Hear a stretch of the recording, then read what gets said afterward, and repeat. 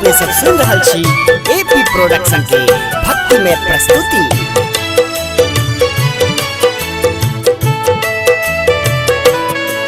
देवी दुर्गा गे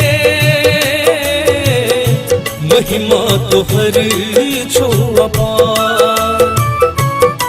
देवी दुर्गा गे महिमा तोहर छो अपार। जिनकी सोहर को आबो गोहर को हो जाय छै ओता भव पार। देवी दुर्गा गे महिमा तोहर छो अपार। देवी दुर्गा गे महिमा तोहर छो अपार।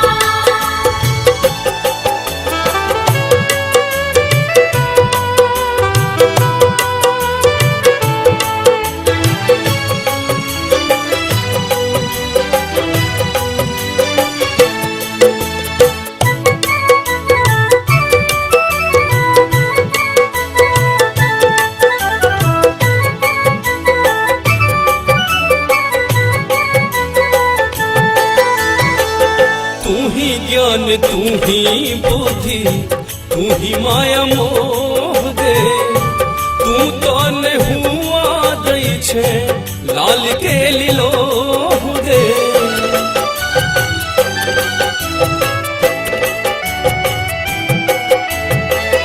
तू ही ज्ञान तू ही बुद्धि तू ही माया मोह दे। तू तो न हुआ दै छे लाल के लिलोह गे। जे कियो ध्यान धा आबो प्रणाम को दै छे ओकर तुम उधार। माँ देवी दुर्गा गे महिमा तोहर छो अपार। देवी दुर्गा गे महिमा तोहर छो अपार।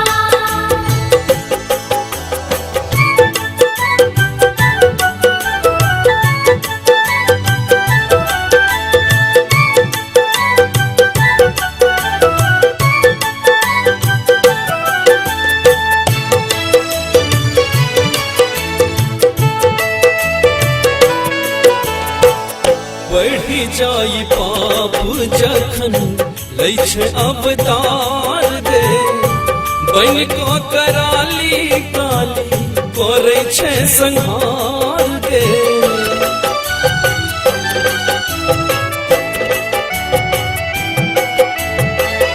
बढ़ी जाई पाप जखन लै छे अवतार दे।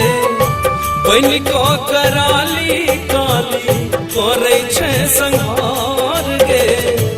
हाथ त्रिशूल ला विनती कबूल का देखबै छे सबके चमत्कार। माँ देवी दुर्गा गे महिमा तोहर छो अपार। देवी दुर्गा गे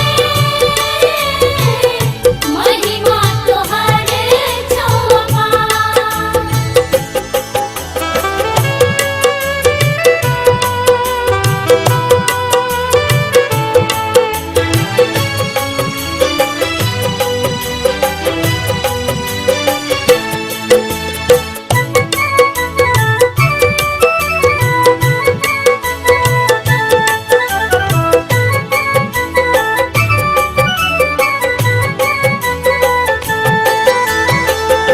बन को कल्याणी रानी करी है कल्याण दे।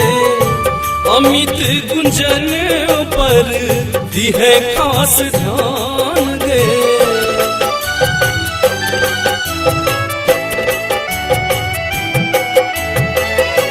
बन को कल्याणी रानी करी है कल्याण दे।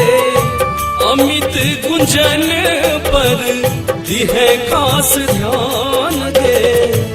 दो देने सुख माँ हर लेने दुख माँ मानबो तो हर उपकार माँ देवी दुर्गा के महिमा तो हर छो अपार देवी दुर्गा के महिमा तोहरे छौ अपार। जिनकी सोहर को आबो गोहर को हो जाय छै ओता भव पार माँ देवी दुर्गा के महिमा तोहर